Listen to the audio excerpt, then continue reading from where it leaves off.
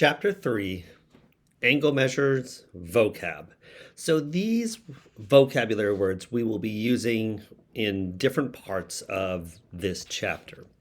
So we've got the word, vocabulary word, the definition, and an image. And an image is really important. You might want to grab two different colors, pencils, along with your pencil to help us with this, to kind of help us kind of like clarify which ones are what vocabulary words. So, lines in the same plane that do not intersect are called parallel lines. So, parallel lines.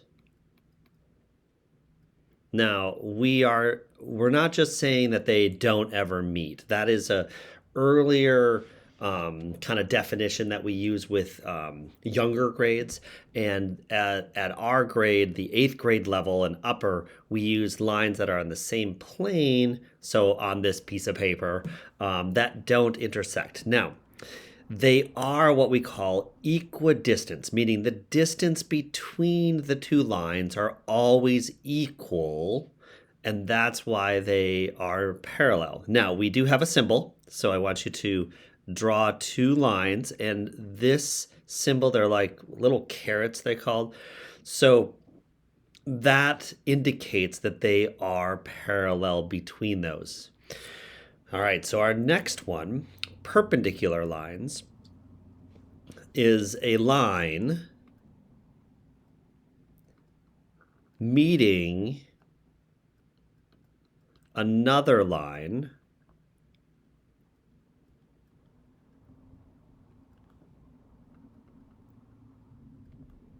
at a right angle.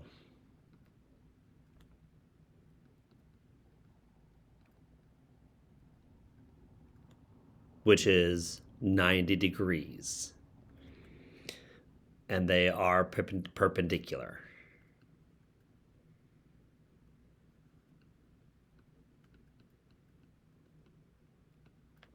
So that is, this little box means that it's a right angle, meaning that it is 90 degrees. So line CD is perpendicular to line AB. Transversal. So this is where we want to use two different colors. So our first color, lines that intersect two or more lines. So typically we're going to draw two parallel lines. Let me draw a little bit better line there. Well, wiggly line, but it's supposed to be a straight line. And we're going to identify that those are parallel by putting in our carets, meaning that they are parallel. And now our transversal, I'm going to grab my other color, and it's going to be a straight line that is the transversal. So this red line is the transversal. And in that, what it creates is 1, 2, 3, 4, 5, 6, 7, and 8 different angles. So those 8 different angles have relationships because it is a transversal cutting parallel lines. Our next vocab word is angles that are in matching positions, so same location, and that they are congruent. And those are called corresponding angles. And those corresponding angles here in this first picture are this one. So let's take our first color and make arcs for those. So those are in the same position. See how they're in the upper left of each of the parallel lines? And so they're in that kind of upper left. Those are in the same location, so they are congruent, meaning that they are the same angles. So if I take a different color and I kind of come over here and look at this one, oh, this is in the upper right-hand corner, and this Y is in the upper right-hand corner of this parallel line. So they are also in that same position. We can take that and do the same thing down here for W. It's that bottom right-hand corner, and those are exactly the same. So they're the kind of that right side, but the bottom, right side, and the bottom of the parallel lines. Those are corresponding angles. Complementary angles. So complementary angles are angles whose sum, meaning sum adds up to 90 degrees. Now, they can be touching,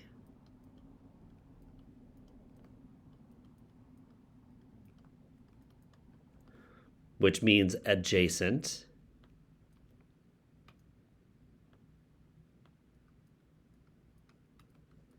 or not. So in this first one up here in the upper left-hand corner, if we take 15 plus 75, that does equal 90 degrees. So these two angles are complementary. The adjacent ones here, the 25 and the 65, when they add up, when you add those together, it does equal 90 degrees. And I see that here with the right angle. Those are also complementary angles. These are just adjacent. These are not adjacent. So the next one is our angles whose sum are 180 degrees, and that is supplementary angles.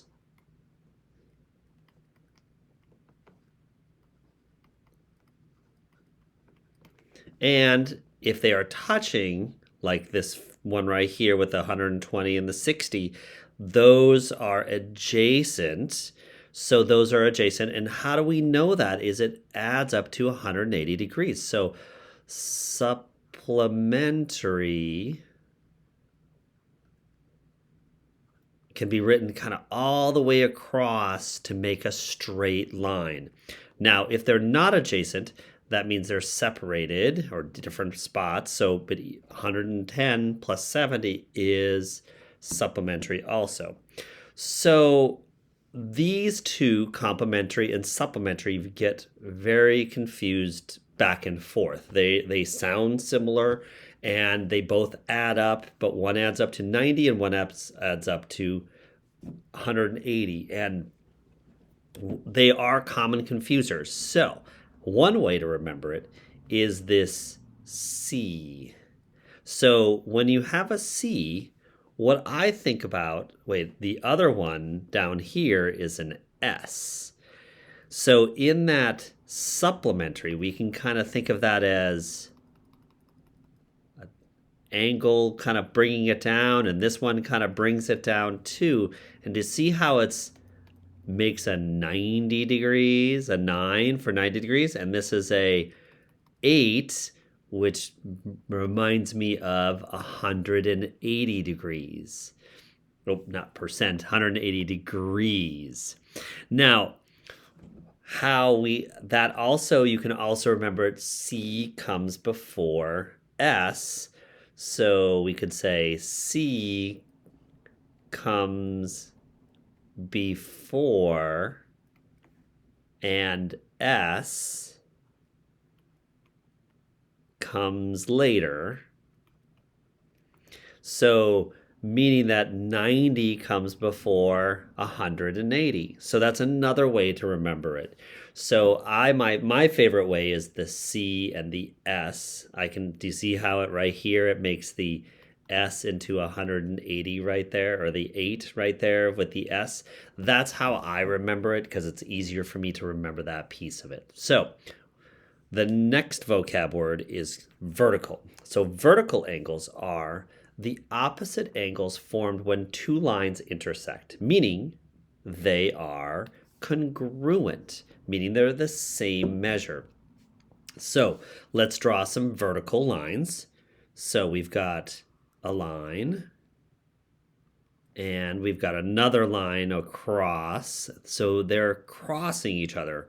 Different than a transversal, which is crossing two of them. This one is just two lines crossing. And what we find is that if we label this one angle B, it's going to match this angle down here, which is angle B. And those are vertical angles. So angle B is congruent. Angle B is congruent to angle B.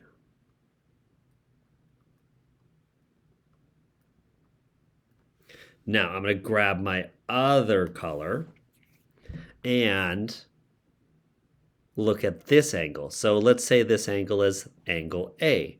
That angle is vertical to the angle over here, which means that they are congruent also. So angle A is congruent to angle A, meaning the one on the left is congruent to the, or same measure as the angle on the right. And remember, congruent means same size, same shape.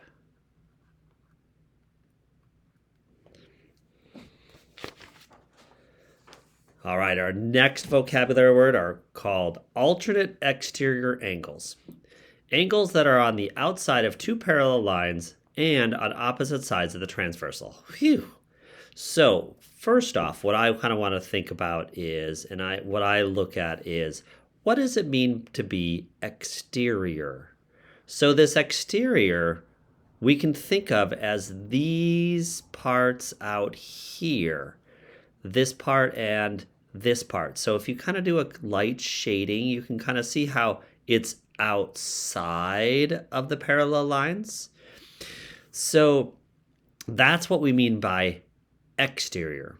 Now, alternate means, in our vocabulary word here, that alternate is on the opposite side. So see this blue line? That blue line is our transversal. So angle 1 here is on kind of the left-hand side of that, and it's on the outside. Remember, it's on that outside here. This is that outside, which is angle number 1.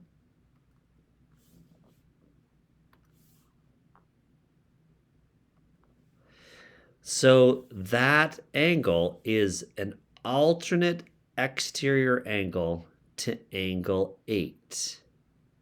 So I'm going to color that one in red. And see how it's on the outside of the parallel line that we had shaded? So, but do you see how it's on one side's on the left and one side's on the right of the transversal? So what that's stating is that they are congruent. So what we can write is angle 1 is congruent to angle 8. And the vocab word we're going to use is alternate exterior angles. Now, there is another set of alternate exterior. Here is the 2. So 2 is an exterior angle. The other exterior angle down here is 7. So angle 2 is congruent to angle 7 because they are both alternate exterior angles. Now, if we take a look at the next one, angles that are on the inside of the two parallel lines and on opposite sides of the transversal. So it's similar to this, except we're going to be looking on that inside. So we're going to be looking and see how I'm shading the inside of our parallel line. So that's what it means by inside. So our vocab word would be not alternate. Well, it would be alternate, but not exterior, meaning we want the interior angle. So it's kind of similar to the other one where it was exterior, but this one's interior. So if we take a look at the interior one, let's see. On the inside, I have the 3, which is the obtuse one that's on the inside. So if I look on the other for an inside, that's acute, that's a small acute, and here is the interior obtuse one. So 3 and 6, so angle 3 is congruent, so congruent meaning the same as angle 6 because they are alternate interior angles.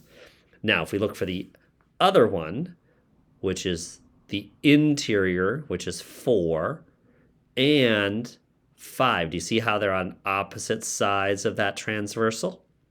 So angle 4 is congruent to angle 5 because they are alternate interior angles.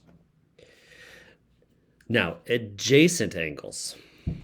Adjacent just means that there are 2 angles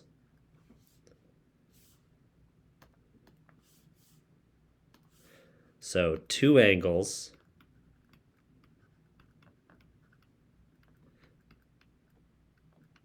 that have the same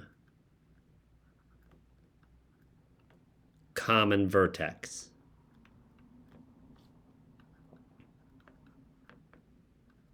And a common side.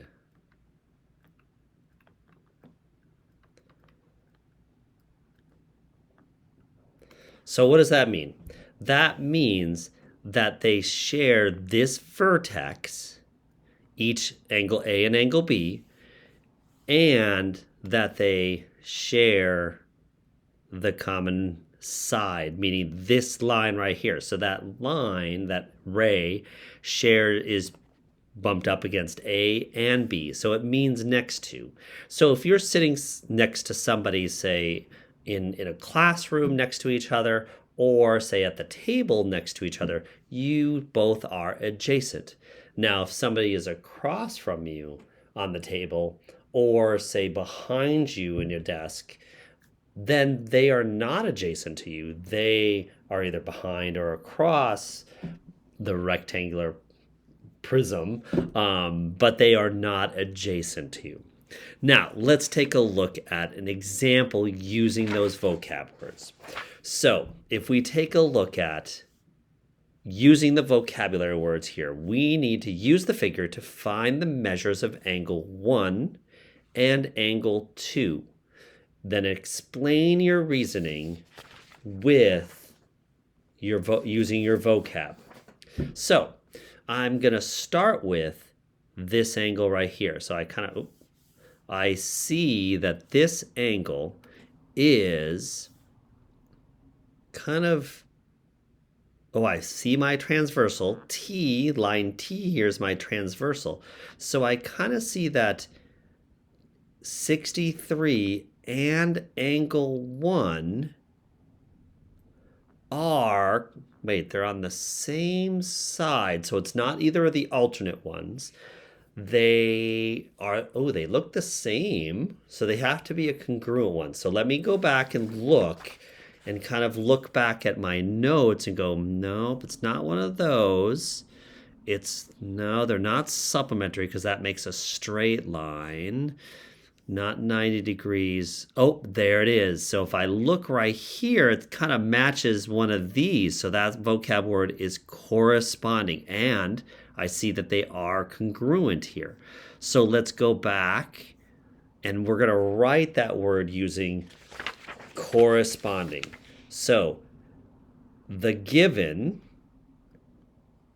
and that's how we use it in math, is we call it the given. You could call it angle 63 also. The given 63 degrees. And, well, let's state that angle 1 is 63 degrees because we know that angle 1 is 63 because the given, and which is 63, and angle 1 are, and the vocab word was corresponding. Corresponding angles.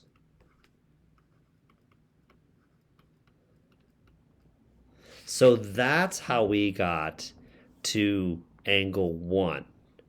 Now, I noticed that angle 3 and angle 2, I can't get there very easily. There's no vocab word that's the interior and exterior. They are all alternate, but they are not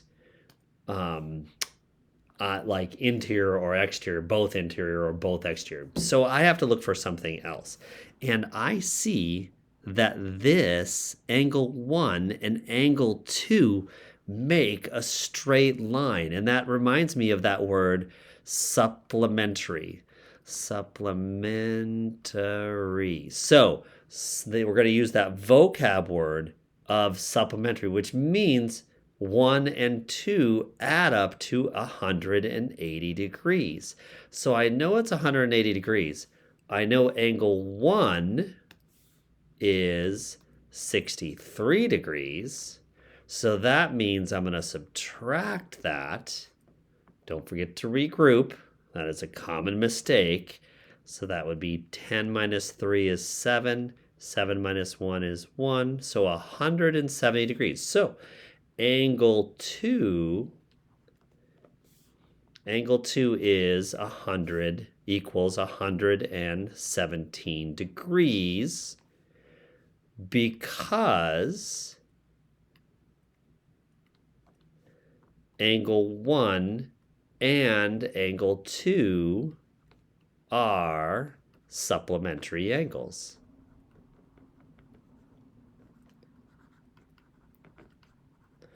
And that's how we use our vocab to get the measures of other angles in our transversal or our parallel lines cut by a transversal using our vocabulary words.